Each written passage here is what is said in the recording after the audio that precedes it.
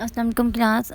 आज जो हम टॉपिक कंटिन्यू करने जा रहे हैं माइक्रो इकोनॉमिक्स का, that is on page number 138 figure number 6.4 maximization of profit for competitive firm. इसके हम देखेंगे कि कंपेटिटिव मार्केट्स के अंदर जब बहुत सारी फर्म्स कंपटीशन के अंदर होती हैं तो अपने प्रॉफिट्स को किस तरह मैक्सिमाइज करते हैं। Let us consider diagram which is shown in the page. Here is on X axis quantity and on Y axis price और कॉस्ट। देन अगर आप देखते हैं तो हमारे पास यहाँ पे दो ग्राफ्स जो हुए हैं। पहला है हमारे पास मार्जिनल कॉस्ट का जो अपवर्ड स्लोपिंग है, and other is price which is horizontal to the price axis. देखें अब प्राइस जो है ये हॉरिजॉन्टल है यानी कांस्टेंट रह रही है, जबकि मार्जिनल कॉस्ट जो है तो वो ऊपर इंक्रीजिंग भी है। और जहाँ पे अगर आप मिड पॉइंट पे देखते हैं यहाँ पे जहाँ पे price is equal to marginal cost, ये वो वाला पॉइंट है जहाँ पे हमारी प्राइस जो होती है मार्जिनल कॉस्ट के इक्वल हो जाती है।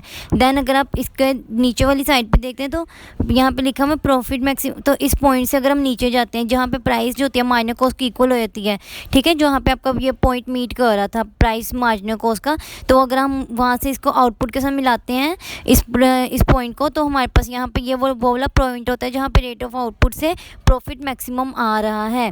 देन अगर हम साइड पे देखते हैं तो यहाँ पे उन्होंने ये लिखा हुआ है एक competitive firm maximises total profit at the output rate where MC is equal to price. कहते हैं कंपेटिटिव फर्म जो होते हैं अपने प्रॉफिट को वहाँ पे मैक्सिमाइज करती है उस आउटपुट रेट पे जहाँ पे मार्जिनल कॉस्ट प्राइस के इक्वल होती है। अगर मार्जिनल कॉस्ट जो होती है लेस देन प्राइस, ये देखें अगर हमारी मार्जिनल कॉस्ट जो होती है प्राइस से कम है यानी प्राइस ज़्यादा है और मार्जिनल कॉस्ट कम है, ये देखें यहाँ पे अगर MCB पे देखते हैं, यहाँ पे अगर ये मार्जिनल कॉस्ट का पॉइंट है डायग्राम के अंदर MCB, ठीक है ना। तो ये देखें ये जो MCB है ये नीचे है ना पॉइंट, और जो उनसे ये प्राइस का पॉइंट है ये ऊपर है। अगर मार्जिनल कॉस्ट जो होती है लेस देन है प्राइस से, the firm can increase profit by producing मोर। तो फर्म जो होती है अपने प्रॉफिट को इंक्रीज़ कर सकती है ज़्यादा प्रोड्यूस करके। देखें मार्जिनल कॉस्ट तो कम है यानी उसको एडिशनल यूनिट को प्रोड्यूस करने की कॉस्ट कम आ रही है, लेकिन वो प्राइस जो वो चार्ज कर रहा है वो बहुत ज़्यादा है, तो फर्म के लिए ये एक इंसेंटिव है कि वो और आउटपुट को प्रोड्यूस करे।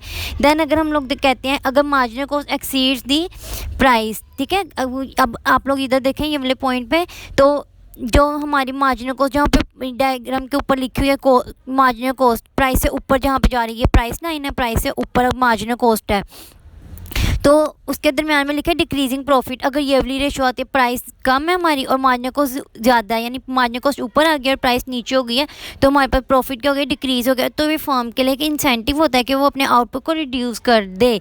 देखें अब प्राइस तो वो कम चार्ज कर रहा है लेकिन उसकी इसको प्रोड्यूस करने की जो कॉस्ट आ रही है वो ज़्यादा है, तो इसलिए फर्म प्रॉफिट अपने मज़ीद यूनिट्स को प्रोड्यूस नहीं करेगी।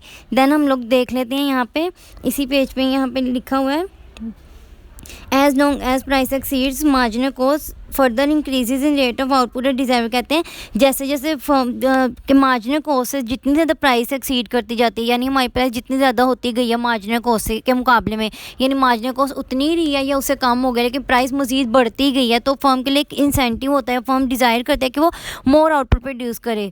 ठीक है, इसका ये मतलब है कि जब प्राइस मार्जिनल कॉस्ट से ज़्यादा होती रहती है तो फर्म अपने रेट ऑफ आउटपुट को बढ़ा देती है। देन आप लोग आ जाए नेक्स्ट पेज पे, तो यहाँ पे ये राइट है at the rate of output, उस आउटपुट के रेट पे जहाँ पे प्राइस जो होती है मार्जिनल कॉस्ट की इक्वल होते हैं total profit of the firms के टोटल प्रॉफिट मैक्सिमाइज हो जाते हैं जहाँ पे मार्जिनल कॉस्ट प्राइस के इक्वल हो जाती है। मैंने अगर आप पिछली डायग्राम के आप देखेंगे तो वही यहीं पे वही बात बताई गई है कि जब प्राइस जो होती है मार्जिनल कॉस्ट की इक्वल हो जाती है तो फर्म के प्रॉफिट मैक्सिमाइज हो जाते हैं। और नेक्स्ट आपके पास जो पॉइंट है वो होता है decision when price less than marginal. अब कहते हैं अब ऐसा कब होगा, ऐसा क्या होगा, फर्म क्या डिसाइड करेगी जब प्राइस कम है लेकिन मार्जिनल कॉस्ट ज़्यादा है।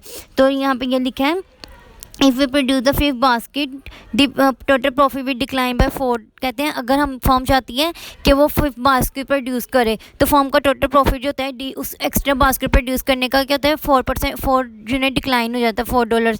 The fifth unit of output make worse off. अब कहते हैं जो फिफ्थ यूनिट आउटपुट बना रही है ना वो फर्म को लॉस दे रहा है, वर्स ऑफ कर रहा है, नुकसान पहुंचा रहा है। तो कहते हैं द लेसन हेयर यहाँ पे आता है output should not be increase. कहते हैं आउटपुट को ज़्यादा नहीं प्रोड्यूस करना चाहिए अगर फर्म की मार्जिनल कॉस्ट जो है तो उसकी प्राइस से ज़्यादा हो जाती है।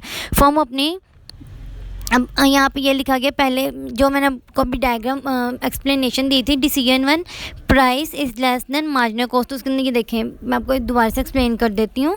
यहाँ पे ये लिखा है कि पहले फॉर्म जो थी 4 बास्केट्स प्रोड्यूस करती है, अब फॉर्म जो थी एक एडिशनल बास्केट प्रोड्यूस करना चाहती है, यानी 5th बास्केट प्रोड्यूस करना चाहती है। इस एडिशनल बास्केट को प्रोड्यूस करने की कॉस्ट जो होती है वो $4 है, यानी फॉर्म जो होती है फॉर्म की मार्जिनल कॉस्ट जो थी जहाँ पे पहले $13 थी अब $17 हो गई है, लेकिन 5th बास्केट की जो प्राइस है वो नहीं बढ़ी। इसका मतलब यह है कि फॉर्म जब 5th बास्केट प्रोड्यूस करेगी तो फॉर्म का प्रॉफिट नहीं होगा, लॉस होगा $4 का। देन आपके पास यहाँ पे डायग्राम पे लिखा हुआ है, पेज पे लिखा है टोटल प्रॉफिट। टोटल प्रॉफिट का क्या मतलब होता है? टोटल प्रॉफिट का मतलब होता है टोटल रेवेन्यू में से माइनस कर देते हैं आपने टोटल को, यानी आपने अपने आउटपुट को जितने आउटपुट के यूनिट को सेल किया और वो उसमें से हमने माइनस कर देनी है आपकी वो जो आउटपुट था वो कितनी कॉस्ट में बना था। तो टोटल प्रॉफिट को हम ये ऐसे भी कर सकते हैं, average profit multiply by quantity sold, के फर्म के पास एवरेज प्रॉफिट कितना हुआ और उसने कितने यूनिट सोल्ड किए, कितने यूनिट्स बेचे हैं। देन हम लोग अगर यहाँ पे आ जाते हैं तो यहाँ पे ये एक डायग्राम बनी हुई है 6.5 पे के इलस्ट्रेटिंग टोटल प्रॉफिट। अब टोटल प्रॉफिट जो होते हैं उसको इलस्ट्रेट करना उन्होंने। तो देखें यहाँ पे हमारे पास एक्स एक्सिस पे क्या रेट ऑफ आउटपुट है, वाई एक्सिस पे कॉस्ट है। तो एक्स एक्सिस पे हमारे पास यहाँ पे ये कॉस्ट जो होती है वो इंक्रीज़ हो रही है और वाई एक्सिस पे रेट ऑफ आउटपुट जो होते हैं 1 to 7 तक जा रहा है। तो हमें पता है कि हमारी इस मार्केट के अंदर जो सी कंपेटिटिव मार्केट के अंदर प्राइस जो होती है वो हॉरिजॉन्टल होती है, फिक्स हो जाती है, क्योंकि प्राइस जो होती है यहाँ पे सेम रहेगी। Price is equal to average revenue is equal. अब यहाँ पे देखें और जो एवरेज टोटल कॉस्ट का वो आपने पढ़े हैं वो देखें वो यू शेप्ड होते हैं। देन आप लोग अगर देखते हैं तो एवरेज टोटल कॉस्ट का जो होता है वो ऊपर है, in total cost average total cost ज़्यादा है क्योंकि, और प्राइस जो होते हैं वो देखें नीचे है, और मार्जिनल कॉस्ट जो होते हैं वो इंटरसेक्ट करके जा रही है किसको, एवरेज टोटल कॉस्ट को। तो अब यहाँ पे ये आपको बता रहे हैं कि the total profit can be computed as per profit per unit. कहते हैं टोटल प्रॉफिट को अगर आपने कंप्यूट करना है तो आप उसको कैसे निकालोगे, हमारे पास जो प्राइस है उसमें से एवरेज टोटल कॉस्ट को माइनस कर दोगे और फिर आप उसको मल्टीप्लाई कर दोगे विद क्वांटिटी सोल्ड, जितनी क्वांटिटी सोल्ड हो रही है। This is illustrated rectangle. कहते हैं ये आपके पास जो ऊपर रेक्टेंगल बन रहा है जिसके अंदर दिखाएं ये प्रॉफिट का एरिया शो किया हुआ है ना, प्रॉफिट लिखा हुआ है, ये वो बता रहे हैं कि इस ये वाला एरिया जो होता है हमारे पास प्रॉफिट को शो करता है। To find the profit maximizing rate of output को फाइंड करने के लिए हम जस्ट ग्राफ को यूज़ करेंगे या फिर जस्ट मार्जिनल कॉस्ट को यूज़ करेंगे या प्राइस कर्व को यूज़ करेंगे। ठीक है, अगर हमने एवरेज कॉस्ट को अगर हमने टोटल प्रॉफिट को फाइंड करना है तो हम लोग किस चीज़ को यूज़ करते हैं, मार्जिनल कॉस्ट को, प्राइस कर्व को और एवरेज